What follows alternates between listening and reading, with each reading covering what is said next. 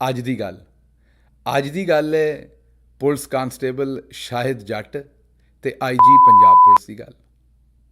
ਇਹ ਵਾਕਿਆ ਕੁਝ ਹਫ਼ਤੇ ਪਹਿਲਾਂ ਦਾ ਹੈ, ਜਿਸ ਵੇਲੇ ਲਾਹੌਰ ਦੀਆਂ ਸੜਕਾਂ ਦੇ ਉੱਤੇ ਹਵਾ ਚੱਲ ਰਹੀ ਸੀ ਔਰ ਉਸ ਵੇਲੇ ਪੰਜਾਬ ਦੇ ਸੂਰਮੇ ਸ਼ਾਹਿਦ ਜੱਟ ਨੇ ਦੇਸੀ ਸ਼ਰਾਬ ਦੇ 4 ਘੁੱਟ ਵੱਧ ਮਾਰ ਲਏ ਤੇ ਉਸ ਤੋਂ ਬਾਅਦ ਐਸੇ ਸਰੂਰ 'ਚ ਆਇਆ ਕਿ ਗਲਮਾ ਖੋਲ੍ਹ ਲਿਆ, ਬੀੜੇ ਖੋਲ੍ਹ ਲਏ, ਮਤਲਬ ਗਿਰੇਬਾਨ ਖੋਲ੍ਹ ਲਿਆ, ਬੰਬੂ ਕਾਟ ਨੂੰ ਮਾਰੀ ਕਿੱਕ, ਮਤਲਬ ਕਿ ਮੋਟਰਸਾਈਕਲ ਨੂੰ, ਉਹਦੇ ਉੱਤੇ ਬੈਠਾ ਤੇ ਫਰਾਟੇ ਮਾਰਦਾ ਹੋਇਆ ਲਾਹੌਰ ਦੀਆਂ ਸੜਕਾਂ ਦੇ ਉੱਤੇ ਉੱਡਦਾ ਫਿਰ ਰਿਹਾ ਸੀ।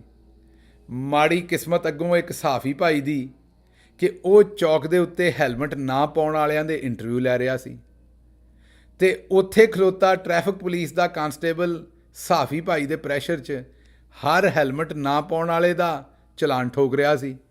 ਵਰਨਾ ਅਸੀਂ ਐਸੇ ਬੇਸ਼ਰਮ ਲੋਕੀ ਹੈ ਕਿ ਆਪਣੇ ਸੱਟ ਲੱਗਦੀ ਲੱਗ ਜਾਏ ਹੈਲਮਟ ਨਾ ਤੇ ਅਸੀਂ ਪਾਉਂਦੇ ਹਾਂ ਤੇ ਨਾ ਉੱਤੇ ਚਲਾਨ ਕਰਦੇ ਹਾਂ ਤੇ ਫਖਰ ਵੀ ਮਹਿਸੂਸ ਕਰਦੇ ਹਾਂ। ਬਹਰਹਾਲ ਮੁਸੀਬਤ ਦੀ ਗੱਲ ਇਹ ਹੋਈ ਕਿ ਸਾਫੀ ਭਾਈ ਨੇ ਹਸਬੇ ਆਦਤ ਆਪਣਾ ਮਾਈਕਰੋਫੋਨ ਜਿਹੜਾ ਉਹ ਪਹਿਲਾਂ ਤੇ ਚੌਧਰੀ ਸ਼ਾਹਿਦ ਜੱਟ ਨੂੰ ਡੱਕਿਆ। ਤੁਹਾਨੂੰ ਪਤਾ ਜੱਟ ਇਵੇਂ ਡੱਕਿਆ ਤੇ ਜਾਂਦਾ ਨਹੀਂ, ਪਹਿਲਾਂ ਤੇ ਬੜਾ ਔਖਾ ਬੰਬੂ ਕਾਟ ਨੂੰ ਅੱਗੇ ਹੱਥ ਦੇਣ ਦੀ ਬਜਾਏ ਲੱਤ ਦੇ ਕੇ ਡੱਕਿਆ ਤੇ ਫਿਰ ਉਹਦੇ ਮੂੰਹ ਦੇ ਅੱਗੇ ਮਾਈਕ ਡਾ ਦਿੱਤਾ। ਹੁਣ ਸ਼ਾਹਿਦ ਜੱਟ ਜਿਹੜਾ ਸੀ ਉਹ ਰੱਬੋਂ ਕੰਮ ਇਹੋ ਜਿਹਾ ਹੋਇਆ ਕਿ ਉਹ ਪਾਕਿਸਤਾਨ ਦੇ ਚੀਫ ਜਸਟਿਸ ਤੋਂ ਵੀ, ਹਾਈ ਕੋਰਟ ਦੇ ਚੀਫ ਜਸਟਿਸਾਂ ਤੋਂ ਵੀ ਤੇ ਪਾਕਿਸਤਾਨ ਦੇ ਮੰਨੇ ਪਰਮੰਨੇ ਬੰਦਿਆਂ ਤੋਂ ਬਹੁਤਾ ਸਿਆਣਾ ਨਿਕਲਿਆ। ਕਿਉਂਕਿ ਅਦਾਲਤਾਂ 'ਚ ਤੁਸੀਂ ਵੇਖਦੇ ਹੋ ਕਦੇ ਚੀਫ ਜਸਟਿਸ ਸਾਹਿਬ ਪੁੱਛਦੇ ਫਿਰਦੇ ਨੇ ਜਾਂ ਹਾਈ ਕੋਰਟ ਦੇ ਜੱਜ ਪੁੱਛਦੇ ਫਿਰਦੇ ਨੇ ਡੀਸੀ ਕੋਲੋਂ, ਇਹ ਤੁਸੀਂ ਫਲਾਣੇ ਬੰਦੇ ਨੂੰ ਕਿਉਂ ਫੜਿਆ, ਇਹਨੂੰ ਛੱਡ ਦਿਓ, ਇਹਦੇ ਫੜਨ ਦੇ ਆਰਡਰ ਕਿਉਂ ਜਾਰੀ ਕੀਤੇ ਨੇ। ਹਾਲਾਂਕਿ ਉਹਨਾਂ ਦੀ ਕੀ ਮਜਾਲ ਹੁੰਦੀ ਹੈ, ਕਦੇ ਉਹ ਡੀਪੀਓ ਦੇ ਪਿੱਛੇ ਜਾਂਦੇ ਨੇ, ਕਦੀ ਸਬ ਇੰਸਪੈਕਟਰ ਦੇ ਪਿੱਛੇ ਜਾਂਦੇ ਨੇ, ਤੋਹੀਨੇ ਅਦਾਲਤਾਂ ਉਹਨਾਂ 'ਤੇ ਲੱਗਦੀਆਂ ਨੇ, ਕੰਮ ਤੇ ਪਿੱਛੋਂ ਕੋਈ ਹੋਰ ਕਰਵਾਉਣ ਡਿਆ ਹੁੰਦਾ ਹੈ। ਸ਼ਾਇਦ ਜੱਟ ਨੂੰ ਇਹ ਗੱਲ ਪਤਾ ਸੀ। ਉਹਨੇ ਆਖਿਆ ਕਿ ਇਸ ਸਾਫੀ ਨੂੰ ਗਾਲ ਦਿਆਂਗਾ ਜਾਂ ਇਸ ਕਾਂਸਟੇਬਲ ਨੂੰ ਗਾਲ ਦਿਆਂਗਾ ਤੇ ਇਹਦਾ ਕੀ ਫਾਇਦਾ ਹੈ। ਗੱਲ ਉੱਥੇ ਕਰੋ ਜਿੱਥੇ ਕੋਈ ਫਾਇਦਾ ਹੋਣਾ ਹੈ, ਦਵਾਈ ਉਹਨੂੰ ਦਿਓ ਜਿਹਨੂੰ ਦਵਾਈ ਦਾ ਕੋਈ ਅਸਰ ਹੋਣਾ ਹੈ। ਤੇ ਉਹਨੇ ਫਿਰ ਐਸੀਆਂ ਗਾਲਾਂ ਕੱਢੀਆਂ ਆਈਜੀ ਪੰਜਾਬ ਸਾਹਿਬ ਨੂੰ।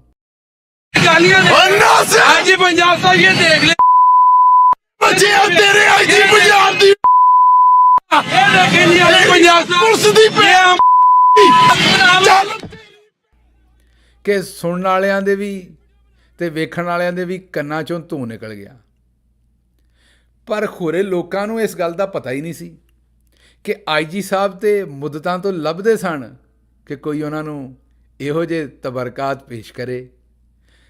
ਹੋ ਸਕਦਾ ਉਹਨਾਂ ਦੀ ਖਸਲਤ ਇਹੋ ਜਿਹੀ ਹੋਵੇ, ਕਿਉਂਕਿ ਪੰਜਾਬ ਪੁਲਿਸ, ਤੁਹਾਨੂੰ ਪਤਾ ਹੈ ਕਿ ਪੰਜਾਬ ਪੁਲਿਸ ਦਾ ਇਹ ਕਲਚਰ ਗੋਰਾ ਸਾਹਿਬ ਨੇ ਬਣਾਇਆ ਸੀ।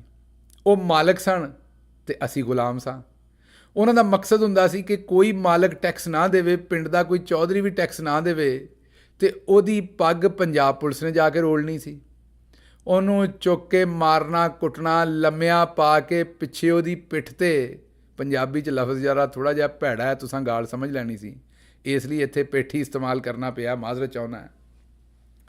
ਉਹਦੀ ਪਿੱਠ ਦੇ ਉੱਤੇ ਛਿੱਤਰ ਮਾਰੋ ਨੰਗਾ ਕਰਕੇ, ਉਹਨੂੰ ਲੱਤਾਂ ਬਾਹਾਂ ਖਿੱਚ ਧਰੂ ਕੇ ਤੇ ਉਹਨੂੰ ਇੱਕ ਐਸੇ ਬਾਥਰੂਮ ਦੇ ਵਿੱਚ ਸੁੱਟ ਦਿਓ ਜਿਹਦੇ ਵਿੱਚ ਘੜੇ ਦੇ ਵਿੱਚ ਹੀ ਉਹਨੇ ਆਪਣਾ ਬਾਥਰੂਮ ਕਰਨਾ ਹੋਵੇ ਤੇ ਇੱਕ ਘੜਾ ਪਿਆ ਹੋਵੇ, ਉਹਦੇ ਵਿੱਚੋਂ ਉਹਨੇ ਪਾਣੀ ਪੀਣਾ ਹੋਵੇ। ਇਹ ਕੰਮ ਅੰਗਰੇਜ਼ ਕਰਾਉਂਦਾ ਹੁੰਦਾ ਸੀ। ਜੇ ਕੋਈ ਬੰਦਾ ਫੜਿਆ ਨਾ ਗਿਆ ਤੇ ਉਹਦੇ ਘਰ ਦੇ ਡੰਗਰ ਮਾਲ ਮੀਨ ਸਾਰੇ ਜਿਹੜੇ ਮੱਝਾਂ ਗਾਵਾਂ ਬੱਕਰੀਆਂ ਉਹ ਠਾਣੇ ਲੈ ਜਾਓ ਤੇ ਨਾਲ ਘਰ ਦੇ ਮਰਦਾਨਾ ਜੀਆਂ ਨੂੰ ਵੀ ਲੈ ਜਾਓ।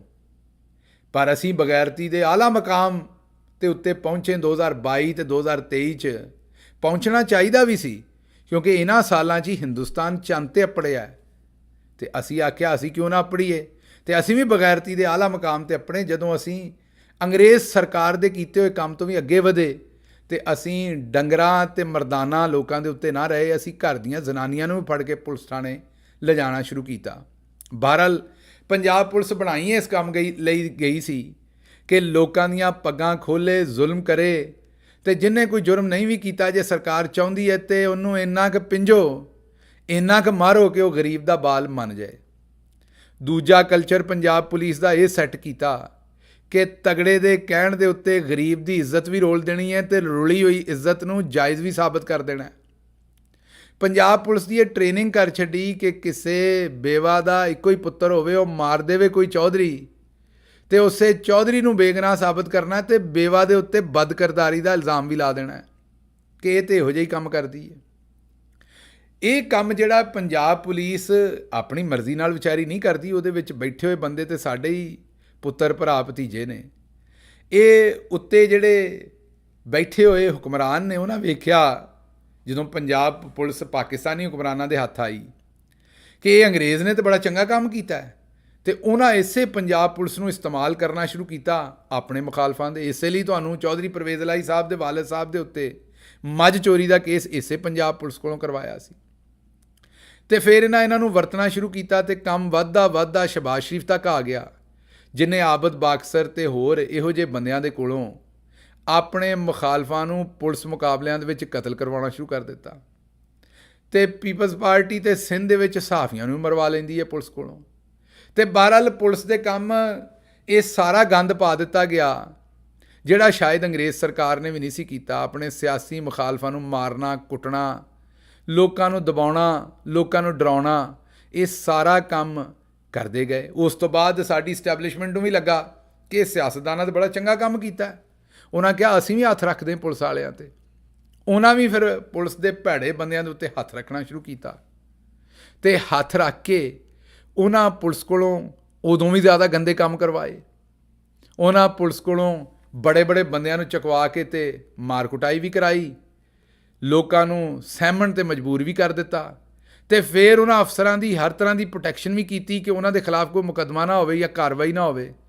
ਉਹਨਾਂ ਨੂੰ ਤਰੱਕੀਆਂ ਵੀ ਦਵਾਈਆਂ ਤੇ ਉਹਨਾਂ ਦੇ ਉੱਤੇ ਚੰਗੀਆਂ ਉਹਨਾਂ ਨੂੰ ਪੋਸਟਿੰਗਾਂ ਵੀ ਦਵਾਈਆਂ।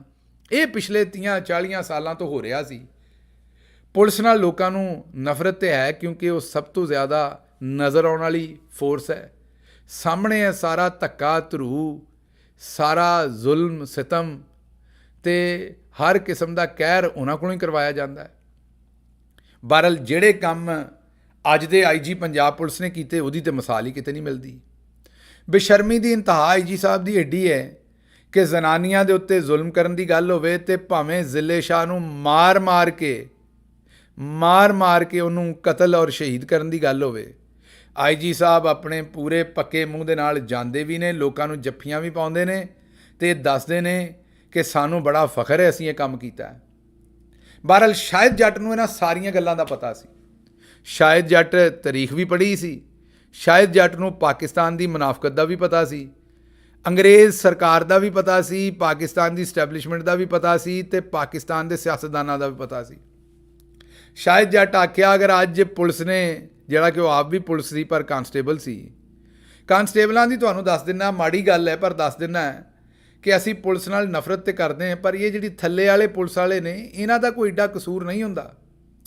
ਇਹਨਾਂ ਦੇ ਕੋਲ 2 ਵਰਦੀਆਂ ਹੁੰਦੀਆਂ ਨੇ, ਭੈੜੀ ਗੱਲ ਹੈ ਪਰ ਦੱਸਣੀ ਜ਼ਰੂਰੀ ਹੈ ਤੁਹਾਨੂੰ। 2 ਵਰਦੀਆਂ ਹੁੰਦੀਆਂ ਨੇ ਇਹਨਾਂ ਕੋਲੋਂ। ਅਕਸਰ ਕੋਲੋਂ ਪੁੱਛੋ ਵੀ ਤੁਸੀਂ ਕਦੀ ਪੈਂਟ ਪਾਈ ਹੈ ਤਾਂ ਤੁਹਾਨੂੰ ਦੱਸਦੇ ਨੇ ਕਿ ਮੈਂ ਕਦੇ ਪੈਂਟ ਨਹੀਂ ਪਾਈ, ਮੈਂ ਤਾਂ ਸ਼ਲਵਾਰ ਕਮੀਜ਼ ਪਾਉਣਾ ਹੈ। ਉਹ ਵਿਚਾਰੇ ਵਰਦੀ ਨੂੰ ਪੈਂਟ ਹੀ ਨਹੀਂ ਸਮਝਦੇ, ਉਹਦੇ 'ਚ ਗਿਣਦੇ ਹੀ ਨਹੀਂ। ਉਹ 2 ਵਰਦੀਆਂ ਹੁੰਦੀਆਂ ਨੇ, ਉਹਨਾਂ ਨੂੰ ਹੀ ਕਦੇ ਧੋ ਕੇ ਪਾ ਲੈਂਦੇ ਨੇ, ਕਦੇ ਬਗੈਰ ਧੋਤੀਆਂ ਪਾ ਲੈਂਦੇ ਨੇ।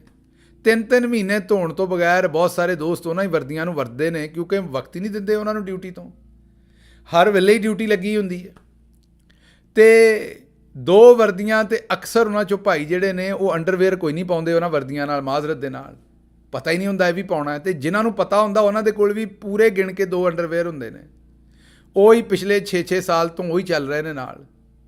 ਬੌਂਕੇ ਦਿਹਾੜੇ ਨੇ, ਨਾ ਰੋਟੀ ਟੁੱਕਰ ਖਾਣ ਨੂੰ ਕੋਈ ਦਿੰਦਾ ਹੈ, ਨਾ ਤਨਖਾਹ ਚੰਗੀ ਹੈ, ਨਾ ਸੌਣ ਦਾ ਥਾਂ ਚੰਗਾ ਹੈ। ਬਹਰਹਾਲ ਉਹ ਸਾਰਾ ਕਹਿਰ ਜਿਹੜਾ ਥਾਣਿਆਂ ਦੇ ਵਿੱਚ ਤੇ ਪੁਲਿਸ ਲਾਈਨਾਂ ਦੇ ਵਿੱਚ ਇਹਨਾਂ ਦੇ ਉੱਤੇ ਭਰਦਾ ਹੈ, ਉਹ ਫਿਰ ਇਹ ਪਬਲਿਕ ਤੇ ਕੱਢਦੇ ਨੇ। ਤੁਸੀਂ ਇਸੇ ਲਈ ਵੇਖਿਆ ਹੋਏਗਾ ਕਿ ਜਦੋਂ ਮਜ਼ਾਰੇ 'ਚ ਪਬਲਿਕ ਇਹਨਾਂ ਦੇ ਸਾਹਮਣੇ ਹੱਥੇ ਚੜ੍ਹਦੀ ਹੈ ਤੇ ਮਾਰ ਪਬਲਿਕ ਦਾ ਥੁੰਬ ਕੱਢ ਦਿੰਦੇ ਨੇ। ਬੰਦਾ ਸੋਚਦਾ ਇਸ ਬੰਦੇ ਨੇ, ਪਬਲਿਕ ਦੇ ਬੰਦੇ ਨੇ ਇਸ ਪੁਲਿਸ ਵਾਲੇ ਦਾ ਪਿਓ ਮਾਰਿਆ, ਕਿਉਂ ਐਡਾ ਜ਼ੁਲਮ ਕਰ ਰਿਹਾ? ਜਵਾਬ ਸਮਝ ਨਹੀਂ ਆਉਂਦੀ, ਪਰ ਜਵਾਬ ਇਹ ਹੁੰਦਾ ਹੈ ਕਿ ਉਹ ਪੁਲਿਸ ਵਾਲਾ ਜਿਹੜਾ ਹੁੰਦਾ ਉਹਦਾ ਜੋ ਕੁਝ ਵੀ ਉਹਦੇ ਨਾਲ ਸਿਸਟਮ ਕਰ ਰਿਹਾ ਹੁੰਦਾ ਹੈ, ਉੱਤੋਂ ਇਸਟੈਬਲਿਸ਼ਮੈਂਟ ਹੋਣ ਜਾਂ ਸਿਆਸਤਦਾਨ ਹੋਣ, ਉਹਨਾਂ ਦੇ ਅਫਸਰਾਂ ਨੂੰ ਵਰਤਦੇ ਨੇ ਤੇ ਉਹਨਾਂ ਦੇ ਅਫਸਰ ਉਹ ਸਾਰਾ ਜ਼ੁਲਮ ਇਹਨਾਂ ਦੇ ਘਰੋਂ ਕਰਵਾਉਂਦੇ ਨੇ।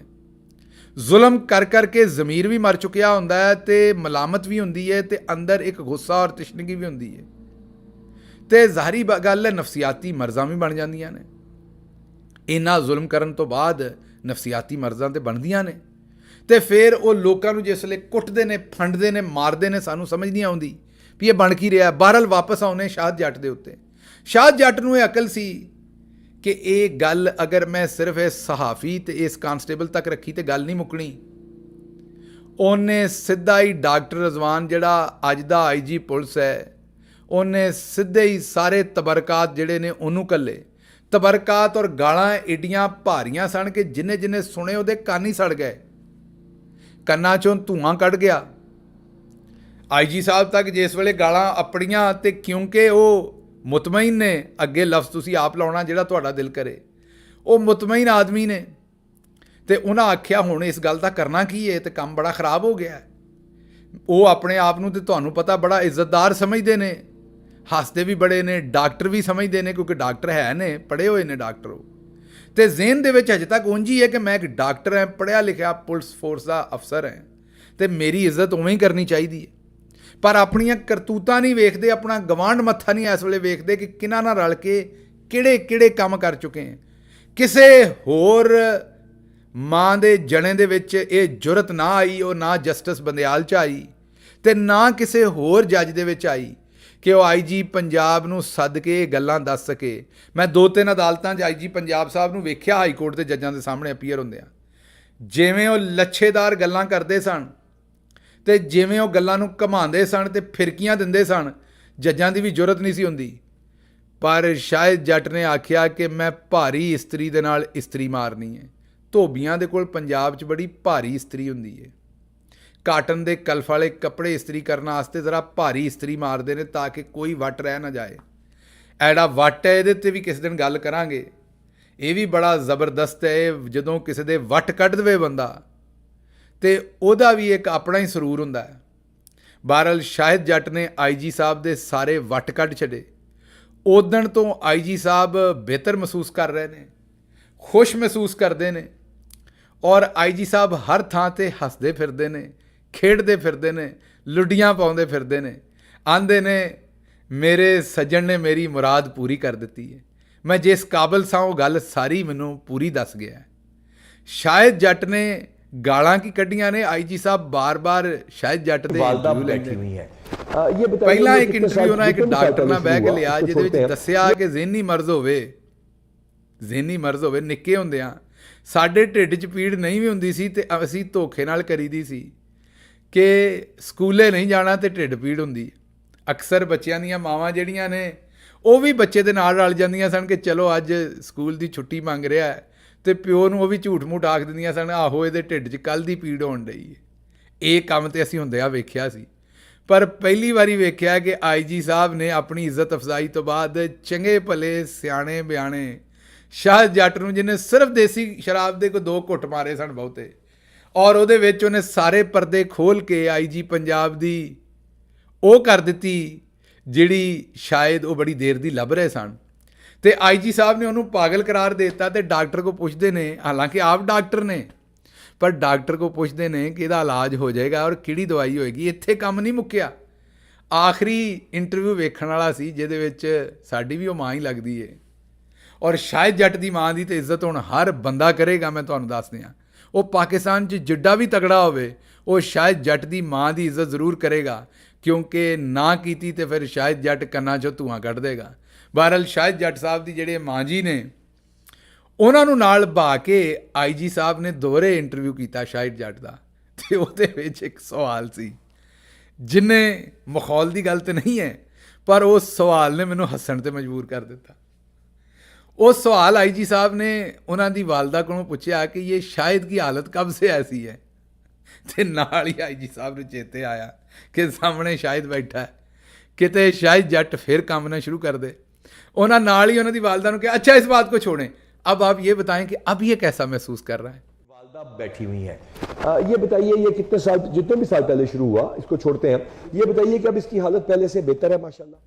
हजे वालदा साहबा कोई जवाब देंदे कि ना देंदे, आईजी साहब मुड़े और उन्हें शाहिद जट नूं आख्या कि शाहिद जी अब आप कैसा महसूस कर रहे हैं? अब आप बेटा अच्छा महसूस कर रहे हैं? ਸ਼ਾਇਦ ਜੱਟ ਵੀ ਪੂਰਾ ਆਰਾਮ ਦਾ ਹੈ। ਉਹਨੇ ਹੁਣ ਮੁੱਛਾਂ ਨੂੰ ਵੱਟ ਦਿੱਤਾ ਹੋਇਆ ਹੈ, ਮੁੱਛਾਂ ਉਹਨੇ ਕੁੰਡਿਆਂ ਵਾਲੀਆਂ ਬਣਾ ਲਈਆਂ ਨੇ, ਇੰਜ ਕਰਕੇ ਉੱਤੋਂ ਮੋੜ ਦਿੱਤੀਆਂ ਨੇ। ਉਹਨੂੰ ਵੀ ਪਤਾ ਹੈ ਕਿ ਉਹਨੇ ਕਿਸੇ ਛੋਟੇ ਮੋਟੇ ਬੰਦੇ ਨੂੰ ਤਾਂ ਇਸਤਰੀ ਮਾਰੀ ਨਹੀਂ। ਬਦਮਾਸ਼ਾਂ ਦੇ ਸਭ ਤੋਂ ਵੱਡੇ ਬਦਮਾਸ਼, ਦੁਨੀਆ ਦੀ ਬਹੁਤ ਵੱਡੀ ਫੋਰਸ ਪੰਜਾਬ ਪੁਲਿਸ ਦੇ ਸਿੱਧੇ ਹੀ IG ਦੀ ਮਾਂ ਭੈਣ ਇੱਕ ਕੀਤੀ ਹੈ, ਅਤੇ ਐਸੀ ਇਸਤਰੀ ਫੇਰੀ ਹੈ ਕਿ ਉਸ ਤੋਂ ਬਾਅਦ IG ਰਾਹ ਰਾਸਤੇ ਆ ਗਿਆ। ਉਹਨਾਂ ਮੁਸਕਰਾਉਂਦਿਆਂ ਹੋਇਆਂ, ਦਿਲ ਦੇ ਵਿੱਚ ਤਾਂ ਉਹਨਾਂ ਨੂੰ ਪਤਾ ਸੀ ਕਿ ਇਹ ਗੱਲ ਹੈ ਕੀ ਹੈ, ਉਹਨਾਂ ਮੁਸਕਰਾਉਂਦਿਆਂ ਹੋਇਆਂ ਅੱਗੋਂ ਕਿਹਾ ਕਿ ਹਾਂਜੀ ਹੁਣ ਮੈਂ ਬਿਹਤਰ ਮਹਿਸੂਸ ਕਰ ਰਿਹਾ। ਜਦੋਂ ਮੈਂ ਦਵਾਈ ਨਹੀਂ ਖਾਂਦਾ, ਪਰ ਉਹਨਾਂ ਨਾਲ IG ਨੂੰ ਇਹ ਵਾਰਨਿੰਗ ਦੇ ਦਿੱਤੀ ਕਿ ਜੇ ਤੂੰ ਫਿਰ ਇਹੋ ਜਿਹੀ ਹਰਕਤ ਕਿਤੇ ਕੀਤੀ ਮੇਰੇ ਨਾਲ, ਮੇਰੀ ਛੁੱਟੀ ਘੱਟ ਕੀਤੀ ਜਾਂ ਮੇਰੀ ਹੁਣ ਬਿਮਾਰੀ ਬਦਲਣ ਦੀ ਕੋਸ਼ਿਸ਼ ਕੀਤੀ, ਕਿਉਂਕਿ ਹੁਣ ਸ਼ਾਇਦ ਜੱਟ ਨੂੰ ਬਗੈਰ ਕੰਮ ਕਰਨ ਤੋਂ ਫਰੀ ਤਨਖਾਹ ਮਿਲਦੀ ਅਤੇ ਜਿੰਨੀ ਦਿਲ ਕਰੇ ਦੇਸੀ ਸ਼ਰਾਬ ਨੂੰ ਮੂੰਹ ਵੀ ਮਾਰੇ। ਹੁਣ ਕੋਈ ਪੰਜਾਬ ਦੇ ਵਿੱਚ ਜਣਾ ਉਹਨੂੰ ਹੱਥ ਦੇ ਕੇ ਪੁੱਛਣ ਵਾਲਾ ਨਹੀਂ। ਕਿਸੇ ਡਾਕਟਰ ਨੂੰ ਕੀ ਸਰਟੀਫਿਕੇਟ ਦੇਣਾ ਸੀ ਹਰ ਕੰਮ ਕਰਨ ਦਾ? ਹੁਣ ਤੇ ਮੁਲਕ ਦੇ ਸਭ ਤੋਂ ਵੱਡੇ ਸੂਬੇ ਦਾ IG ਆਖਣ ਡਿਆ ਇਹਦਾ ਦਿਮਾਗ ਖਰਾਬ ਹੈ, ਜੋ ਵੀ ਕਰੇ ਕਰਨ ਦਿਓ ਇਹਨੂੰ। ਅਤੇ ਸ਼ਾਇਦ ਜੱਟ ਨੇ ਨਾਲ ਹੀ IG ਸਾਹਿਬ ਨੂੰ ਚੇਤੇ ਕਰਾਇਆ ਕਿ ਹਾਂ ਤਬੀਅਤ ਠੀਕ ਹੈ, ਪਰ ਜਦੋਂ ਦਵਾਈ ਨਹੀਂ ਖਾਂਦਾ ਉਦੋਂ ਜ਼ਿਹਨ 'ਤੇ ਜ਼ੋਰ ਆਉਂਦਾ ਹੈ। ਤੇ ਮਾਜ਼ਰਤ IG ਸਾਹਿਬ ਨਾਲ ਹੀ ਆਖਿਆ ਕਿ ਅੱਛਾ ਨਾਲ ਹੀ IG ਸਾਹਿਬ ਸਹਿਮ ਕੇ ਹੋਰ ਪਿੱਛੇ ਹੋ ਗਏ। ਬਹਰਹਾਲ ਹੁਣ IG ਸਾਹਿਬ ਇਹੋ ਜਿਹੇ ਕੰਮ ਕਰਦੇ ਨਜ਼ਰ ਆਉਂਦੇ ਨੇ। ਅੱਜ ਵੀ ਉਹਨਾਂ ਵਿਖਾਇਆ ਹੈ ਕਿ ਕਾਂਸਟੇਬਲ ਜਿਹੜਾ ਹੁਣ ASI ਹੋ ਗਿਆ, ਉਹਨੇ 5 ਬੱਚੀਆਂ ਪੜ੍ਹਾਈਆਂ ਨੇ। ਇਹੋ ਹੀ IG ਹੈ ਜਿਹੜਾ ਔਰਤਾਂ ਨੂੰ ਫੜਨ, ਮਾਰਨ, ਤਸ਼ੱਦਦ ਕਰਨ 'ਤੇ ਫਖਰ ਮਹਿਸੂਸ ਕਰਦਾ ਸੀ। ਅੱਜ ਔਰਤਾਂ ਦੀ ਤਾਲੀਮ ਦੇ ਉੱਤੇ IG ਸਾਹਿਬ ਗੱਲ ਕਰਦੇ ਫਿਰਦੇ ਨੇ। ਬਹਰਹਾਲ ਗੱਲ ਇਸ ਤਰ੍ਹਾਂ ਹੈ ਕਿ ਸ਼ਾਇਦ ਜੱਟ ਨੇ ਉਹ ਕੰਮ ਕੀਤਾ ਜਿਹੜਾ ਪਾਕਿਸਤਾਨ 'ਚ ਪਹਿਲਾਂ ਸ਼ਾਇਦ ਬੜੀ ਦੇਰ ਤੋਂ ਨਹੀਂ ਸੀ ਹੋ ਸਕਦਾ। ਇੱਕ ਲਤੀਫਾ ਸੁਣਾ ਕੇ ਤੇ ਫਿਰ ਇਜਾਜ਼ਤ ਚਾਹਾਂਗਾ। ਲਤੀਫਾ ਇਹ ਹੈ ਕਿ ਇੱਕ ਬਾਦਸ਼ਾਹ ਜਿਹੜਾ ਹੈ ਉਹ ਬਾਹਰ ਭੇਸ ਬਦਲ ਕੇ ਫਿਰ ਰਿਹਾ ਸੀ। ਇੱਕ ਉੱਥੇ ਸ਼ਾਇਦ ਜੱਟ ਅਰਗਾ ਜ਼ਿਮੀਂਦਾਰ ਸੀ। ਉਹ ਹਦਵਾਣੇ ਤਰਬੂਜ਼ ਉਹਨੇ ਲਾ ਕੇ ਵੱਟ 'ਤੇ ਰੱਖਿਆ ਸੀ। ਉਹ ਬਾਦਸ਼ਾਹ ਨੇ ਆਖਿਆ ਕਿ ਬਈ ਮੇਰੇ ਕੋਲ ਪੈਸੇ ਲੈ ਲਾ ਅਤੇ ਮੈਨੂੰ ਪਿਆਸ ਲੱਗੀ ਹੈ, ਮੈਨੂੰ ਇਹ ਤਰਬੂਜ਼ ਹਦਵਾਣਾ ਜਿਹੜਾ ਇਹ ਦੇ ਦੇ। ਉਹਨੂੰ ਹੁਣ ਜ਼ਿਮੀਂਦਾਰ ਨੂੰ ਤਾਂ ਨਹੀਂ ਸੀ ਪਤਾ ਕਿ ਇਹ ਬਾਦਸ਼ਾਹ ਹੈ। ਉਹ ਭੇਸ ਬਦਲਿਆ ਸੀ ਬਾਦਸ਼ਾਹ ਨੇ। ਉਹਨੇ ਆਖਿਆ ਨਹੀਂ, ਮੈਂ ਇਹ ਬਾਦਸ਼ਾਹ ਵਾਸਤੇ ਰੱਖਿਆ ਹੈ, ਪਹਿਲਾ ਫਰੂਟ ਹੈ, ਕੱਲ੍ਹ ਉਹਨੂੰ ਦਰਬਾਰ 'ਚ ਦੇਣਾ ਹੈ। ਅਤੇ ਉਹਨੇ ਆਖਿਆ ਫਿਰ ਅੱਗੋਂ ਕਿ ਅਗਰ ਬਾਦਸ਼ਾਹ ਨੇ ਨਾ ਲਿਆ, ਬਾਦਸ਼ਾਹ ਨੇ ਆਖਿਆ ਅਤੇ ਤੂੰ ਮੈਨੂੰ ਹੀ ਦੇ ਦੇ, ਹੋ ਸਕਦਾ ਬਾਦਸ਼ਾਹ ਨਾ ਲਵੇ। ਅਗਰ ਬਾਦਸ਼ਾਹ ਨੇ ਨਾ ਲਿਆ ਤਾਂ ਫਿਰ ਕੀ ਹੋਏਗਾ? ਅਤੇ ਉਹਨੇ ਅੱਗੋਂ ਉਹੀ ਜਵਾਬ ਦਿੱਤਾ ਬਾਦਸ਼ਾਹ ਨੂੰ ਜਿਹੜਾ ਸ਼ਾਇਦ ਜੱਟ ਨੇ IG ਸਾਹਿਬ ਨੂੰ ਦਿੱਤਾ। ਉਹਨੇ ਕਿਹਾ ਫਿਰ ਬਾਦਸ਼ਾਹ ਜਿਹੜਾ ਉਹ ਜਾਵੇ ਫਲਾਣੇ ਥਾਂ 'ਤੇ। ਗੱਲ ਤਾਂ ਮੈਂ ਕੱਢ ਨਹੀਂ ਸਕਦਾ, ਸਾਰੀ ਗੱਲ ਤੁਸੀਂ ਸਮਝ ਹੀ ਗਏ ਹੋ। ਬਾਦਸ਼ਾਹ ਨੂੰ ਬੜਾ ਗੁੱਸਾ ਵੀ ਆਇਆ ਅਤੇ ਬਾਦਸ਼ਾਹ ਆਪਣੇ ਦਰਬਾਰ 'ਚ ਵਾਪਸ ਜਾਂਦਾ ਹੈ ਪਿਆਸਾ ਹੀ, ਅਤੇ ਦੱਸਦਾ ਹੈ ਕਿ ਕੱਲ੍ਹ ਇੱਕ ਬੰਦੇ ਨੇ ਹਦਵਾਣਾ ਲੈ ਕੇ ਆਉਣਾ ਹੈ ਤਰਬੂਜ਼। ਜਦੋਂ ਆਵੇ ਤਾਂ ਉਹਨੂੰ ਡੱਕਣਾ ਨਹੀਂ ਜੇ, ਸਿੱਧਾ ਹੀ ਆਉਣ ਦੇਣਾ। ਜਿਸ ਵੇਲੇ ਅਗਲੇ ਦਿਨ ਸ਼ਾਇਦ ਜੱਟ ਵਰਗਾ ਬੰਦਾ ਉੱਥੇ ਹਦਵਾਣਾ ਲੈ ਕੇ ਬਾਦਸ਼ਾਹ ਦੇ ਦਰਬਾਰ ਅਪੜਿਆ ਅਤੇ ਉਹਨੂੰ ਕਿਸੇ ਨੇ ਡੱਕਿਆ, ਸਿੱਧਾ ਬਾਦਸ਼ਾਹ ਦੇ ਸਾਹਮਣੇ ਹਾਜ਼ਰ ਕਰ ਦਿੱਤਾ। ਅੱਖਾਂ ਦੇ ਨਾਲ ਅੱਖਾਂ ਚਾਰ ਹੋਈਆਂ। ਬਾਦਸ਼ਾਹ ਨੂੰ ਵੀ ਪਤਾ ਲੱਗ ਗਿਆ ਇਹ ਉਹੀ ਹੈ, ਅਤੇ ਸ਼ਾਇਦ ਨੂੰ ਵੀ ਪਤਾ ਲੱਗ ਗਿਆ ਵੀ ਉਹ ਮਰ ਗਏ ਜੇ, ਅਤੇ ਬਾਦਸ਼ਾਹ ਹੈ ਜਿਹਨੂੰ ਕੱਲ੍ਹ ਗਾਲਮੰਦਾ ਕੀਤਾ ਸੀ। ਬਾਦਸ਼ਾਹ ਨੇ ਆਖਿਆ ਕਿ ਹਾਂ ਬਈ ਕੀ ਲੈ ਕੇ ਆਇਆ? ਜ਼ਾਹਰੀ ਗੱਲ ਹੈ ਦਰਬਾਰ ਭਰਿਆ ਸੀ, ਉੱਥੇ ਕੱਲ੍ਹ ਵਾਲੀ ਗੱਲ ਤਾਂ ਹੋ ਨਹੀਂ ਸਕਦੀ। ਉਹਨੇ ਕਿਹਾ ਬਾਦਸ਼ਾਹ ਸਲਾਮਤ, ਇਹ ਸਾਲ ਦਾ ਪਹਿਲਾ ਫਰੂਟ ਹੈ, ਤਰਬੂਜ਼ ਇਹ ਲੈ ਕੇ ਆਇਆ। ਉਹਨੇ ਕਿਹਾ ਤੇ ਜੇ ਬਾਦਸ਼ਾਹ ਸਲਾਮਤ ਨਾ ਲੈਣ ਅਤੇ ਫਿਰ ਕਬੂਲ ਨਾ ਕਰਨ ਅਤੇ ਫਿਰ ਅੱਗੋਂ ਸ਼ਾਇਦ ਜੱਟ ਨੇ ਅੱਖਾਂ 'ਚ ਅੱਖਾਂ ਪਾ ਕੇ ਬਾਦਸ਼ਾਹ ਸਲਾਮਤ ਨੂੰ ਆਖਿਆ ਕਿ ਬਾਦਸ਼ਾਹ ਸਲਾਮਤ ਫਿਰ ਕੱਲ੍ਹ ਵਾਲੀ ਗੱਲ। ਅਤੇ ਇਸੇ ਤਰੀਕੇ ਨਾਲ ਅੱਜ ਦੇ ਸ਼ਾਇਦ ਜੱਟ ਨੇ IG ਸਾਹਿਬ ਨੂੰ ਦੁਬਾਰਾ ਤੋਹਫੇ ਤਾਂ ਨਹੀਂ ਘੱਲੇ, ਲੇਕਿਨ ਇੰਟਰਵਿਊ ਦੇ ਵਿੱਚ ਇਹ ਜ਼ਰੂਰ ਦੱਸ ਦਿੱਤਾ ਕਿ IG ਸਾਹਿਬ ਹਜੇ ਵੀ ਗੋਲੀ ਨਾ ਖਾਵਾਂ ਅਤੇ ਜ਼ਿਹਨ 'ਤੇ ਅਸਰ ਹੁੰਦਾ ਹੈ। ਜੇ ਤੁਸੀਂ ਆਪ ਬੰਦੇ ਦੇ ਪੁੱਤਰ ਨਾ ਬਣੇ, ਦੋਹਰੇ ਮੇਰੇ ਨਾਲ ਇਹੋ ਜਿਹਾ ਕੋਈ ਕੰਮ ਕੀਤਾ ਅਤੇ ਮੈਂ ਫਿਰ ਉਹ ਕੱਲ੍ਹ ਵਾਲੀ ਗੱਲ ਦੋਹਰੇ ਕਰ ਸਕਦਾ। ਮਜ਼ਾਕ ਤਾਂ ਇਹਦੇ ਵਿੱਚ ਬੜਾ ਹੈ, ਲੇਕਿਨ ਇਹਦੇ 'ਚੋਂ ਸਿੱਖਣ ਦੀ ਇੱਕ ਬੜੀ ਵੱਡੀ ਗੱਲ ਹੈ। ਸਾਡੇ ਸਿਸਟਮ ਨੂੰ ਆਦਤ ਹੀ ਇਹ ਪੈ ਗਈ ਹੈ ਕਿ ਕਿਸੇ ਨੂੰ ਗਾਲ ਕੱਢੋ ਅਤੇ ਫਿਰ ਹੀ ਗੱਲ ਬਣਦੀ ਹੈ। ਗਰੀਬ ਦੀ ਔਰ ਸ਼ਰੀਫ ਆਦਮੀ ਦੀ ਤਾਂ ਕੋਈ ਗੱਲ ਸੁਣ ਕੇ ਰਾਜ਼ੀ ਨਹੀਂ। ਗੱਲ ਇਸ ਤਰ੍ਹਾਂ ਹੈ ਕਿ IG ਸਾਹਿਬ ਨੂੰ ਗਾਲਾਂ ਕੱਢੀਆਂ ਨੇ ਅਤੇ ਉਹਨਾਂ ਨੂੰ ਸ਼ਾਇਦ ਜੱਟ ਦੀ ਸਿਹਤ ਦੀ ਵੀ ਸਮਝ ਆ ਗਈ ਅਤੇ ਉਹਨਾਂ ਨੂੰ ਪੁਲਿਸ ਫੋਰਸ ਦੇ ਮਸਲਿਆਂ ਦੀ ਵੀ ਸਮਝ ਆ ਗਈ। ਜਦੋਂ ਤੱਕ ਕੋਈ ਕਿਸੇ ਦੇ ਗਿਰੇਬਾਨ ਨੂੰ ਮਾਜ਼ਰਤ ਨਾਲ ਪੈਂਦਾ ਨਹੀਂ, ਉਹਨੂੰ ਗੱਲ ਨਹੀਂ ਸਮਝ ਆਉਂਦੀ। ਸ਼ਰੀਫ ਆਦਮੀ ਅਦਾਲਤਾਂ 'ਚ ਵੀ ਰੁਲਦਾ ਹੈ, ਕਚਹਿਰੀਆਂ 'ਚ ਵੀ ਰੁਲਦਾ ਹੈ, ਥਾਣਿਆਂ 'ਚ ਵੀ ਰੁਲਦਾ ਹੈ ਅਤੇ ਬੱਚਤ ਹੁੰਦੀ ਹੈ ਇਸ ਮੁਲਕ ਦੇ ਵਿੱਚ, ਅਤੇ ਸ਼ਾਇਦ ਜੱਟ ਵਰਗੇ ਤਰੀਕੇ ਦੀ ਹੀ ਹੁੰਦੀ ਹੈ। ਸ਼ਰਾਫਤ ਨਾਲ ਤੇ ਇਮਰਾਨ ਖਾਨ ਨੂੰ ਜੇਲ੍ਹ ਦੇ ਵਿੱਚ ਸੁੱਟਿਆ ਤੇ ਉਹਦਾ ਹਰ ਫੈਸਲਾ ਜਿਹੜਾ ਹੈ ਉਹ ਮਹਿਫੂਜ਼ ਤੇ ਮਹਿਫੂਜ਼ ਕੀਤੀ ਜਾ ਰਹੇ ਨੇ। ਲੋਕੀ ਕਈ ਵਾਰੀ ਪੁੱਛਦੇ ਨੇ ਕਿ ਵਕੀਲ ਭਾਈ ਜਿਹੜੇ ਨੇ ਉਹ ਹੱਥਾਂ ਪਾਈ ਅਦਾਲਤਾਂ 'ਚ ਕਿਉਂ ਹੁੰਦੇ ਨੇ ਤੇ ਕਈ ਵਾਰੀ ਛਾਲ ਮਾਰ ਕੇ ਟੱਪ ਕੇ ਦੂਜੇ ਪਾਸੇ ਜੱਜ ਸਾਹਿਬ ਦਾ ਗਿਰੇਬਾਨ ਕਿਉਂ ਫੜ ਲੈਂਦੇ ਨੇ। ਇਹ ਦੁਰਸਤ ਨਹੀਂ ਹੈ ਜੋ ਕਰਦੇ ਨੇ, ਨਹੀਂ ਕਰਨਾ ਚਾਹੀਦਾ। ਪਰ ਤੁਹਾਨੂੰ ਇਹ ਵੀ ਵੇਖਣਾ ਪਏਗਾ ਕਿ ਪਾਕਿਸਤਾਨ ਦੀਆਂ ਅਦਾਲਤਾਂ ਔਰ ਪੁਲਿਸ ਦੇ ਵਿੱਚ ਕੀਤਾ ਕੀ ਜਾਂਦਾ ਹੈ, ਲੋਕਾਂ ਦਾ ਹਸ਼ਰ ਕੀ ਕੀਤਾ ਜਾਂਦਾ ਹੈ। ਇਸ ਵਾਸਤੇ ਜੋ ਕੁਝ ਸ਼ਾਹਿਦ ਜੱਟ ਨੇ ਕੀਤਾ ਹੈ ਉਹਦੀ ਕੰਡੈਮਨੇਸ਼ਨ ਤੇ ਕਰਨੀ ਚਾਹੀਦੀ ਹੈ, ਉਹਨੂੰ ਇੰਨੀਆਂ ਗਾਲਮੰਦਾ ਨਹੀਂ ਸੀ ਕਰਨਾ ਚਾਹੀਦਾ। ਪਰ ਇਹ ਵੀ ਵੇਖੋ ਕਿ ਪਾਕਿਸਤਾਨ ਦਾ ਜਿਹੜਾ ਤਾਕਤਵਰ ਸ਼ਖਸ ਹੈ ਉਹ ਹਰ ਮਾੜੇ ਬੰਦੇ ਦੇ ਗਲਮੇ ਨੂੰ ਪੈਂਦਾ ਹੈ ਤੇ ਜਿਹੜਾ ਉਹਨਾਂ ਦੇ ਗਲਮੇ ਨੂੰ ਪਵੇ ਉਦੋਂ ਅੱਡੀਆਂ ਨੂੰ ਥੁੱਕ ਲਾ ਕੇ ਭੱਜ ਜਾਂਦਾ ਹੈ।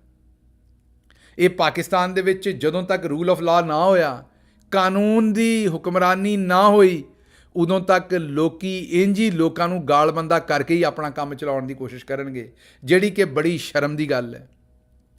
ਉਮੀਦ ਕਰਦੇ ਹਾਂ ਕਿ ਆਈਜੀ ਸਾਹਿਬ ਮਜ਼ਾਕ ਆਪਣੀ ਜਗ੍ਹਾ ਰਿਹਾ, ਪਰ ਆਈਜੀ ਸਾਹਿਬ ਇਸ ਗੱਲ ਤੋਂ ਸਬਕ ਸਿੱਖਣਗੇ। ਠੀਕ ਹੈ, ਉਹਨਾਂ ਦਾ ਹੱਕ ਹੈ ਆਪਣੀ ਇੱਜ਼ਤ ਬਰਕਰਾਰ ਰੱਖਣ ਵਾਸਤੇ। ਹੁਣ ਉਹ ਕੋਈ ਨਾ ਕੋਈ ਪਲਸਤਰ, ਕੋਈ ਨਾ ਕੋਈ ਗਰਮਾਲਾ ਫੇਰ ਰਹੇ ਨੇ ਇਸ ਗੱਲ ਦੇ ਉੱਤੇ, ਲੇਕਿਨ ਜਿਹੜਾ ਰੰਦਾ ਸ਼ਾਹਿਦ ਜੱਟ ਨੇ ਉਹਨਾਂ ਤੇ ਫੇਰ ਛੱਡਿਆ ਹੈ, ਉਹਦੇ 'ਚੋਂ ਅਗਰ ਉਹ ਸਹੀ ਕੋਈ ਗੱਲ ਸਿੱਖਣ ਤੇ ਉਹ ਇਹ ਹੈ ਕਿ ਲੋਕਾਂ ਦੇ ਉੱਤੇ ਜ਼ੁਲਮ ਬੰਦ ਕਰ ਦੇਣ। ਪੰਜਾਬ ਪੁਲਿਸ ਪੂਰੀ ਲੋਕਾਂ ਤੇ ਜ਼ੁਲਮ ਬੰਦ ਕਰ ਦੇ ਤਾਂ ਕਿ ਇਹ ਇਨਕਾਰ ਕਰਨ ਹਰ ਉਸ ਹੁਕਮ ਦਾ ਜਿਹੜਾ ਗੈਰ ਕਾਨੂੰਨੀ ਇਹਨਾਂ ਦੇ ਉੱਤੇ ਬੈਠੇ ਅਫਸਰ ਇਹਨਾਂ ਨੂੰ ਦੇ ਰਹੇ ਨੇ। ਕੰਮ ਕਰਨ ਤੇ ਸਿਰਫ ਕਾਨੂੰਨੀ ਕਰਨ, ਹੁਕਮ ਮੰਨਣ ਤੇ ਸਿਰਫ ਕਾਨੂੰਨੀ ਹੁਕਮ ਮੰਨਣ। ਵਰਨਾ ਇਹ ਤਾਂ ਤੁਸੀਂ ਵੇਖ ਹੀ ਲਿਆ ਕਿ ਜੇ ਤੁਸੀਂ ਗੈਰ ਕਾਨੂੰਨੀ ਗੱਲਾਂ ਤੇ ਦੂਸਰੀਆਂ ਗੱਲਾਂ ਹੈ, ਕਾਨੂੰਨੀ ਗੱਲ ਦੇ ਉੱਤੇ ਵੀ ਸ਼ਾਇਦ ਜੱਟ ਅੜ ਗਿਆ ਹੈ ਤੇ ਕਿਸੇ ਨੇ ਉਹਦਾ ਕੀ ਕਰ ਲਿਆ। ਇਸੇ ਤਰੀਕੇ ਨਾਲ ਜਦੋਂ ਤੁਹਾਨੂੰ ਕਿਸੇ ਨੂੰ ਜਾਨੋਂ ਮਾਰਨ ਦਾ ਆਖਿਆ ਜਾਂਦਾ ਹੈ, ਗਲਤ ਕੋਈ ਗੱਲ ਆਖੀ ਜਾਂਦੀ ਹੈ, ਜੇ ਅੜ ਜਾਓਗੇ ਤੇ ਕਿਸੇ ਤੁਹਾਡਾ ਕੁਝ ਨਹੀਂ ਕਰ ਲੈਣਾ, ਉਦੋਂ ਵੀ ਗੈਰ ਕਾਨੂੰਨੀ ਗੱਲਾਂ ਨੂੰ ਮੰਨਣ ਤੋਂ ਇਨਕਾਰ ਕਰ ਦਿਓ। ਅੱਜ ਦੀ ਇੰਨੀ ਗੱਲ ਹੀ ਸੀ। ਰੱਬ ਰਾਖਾ।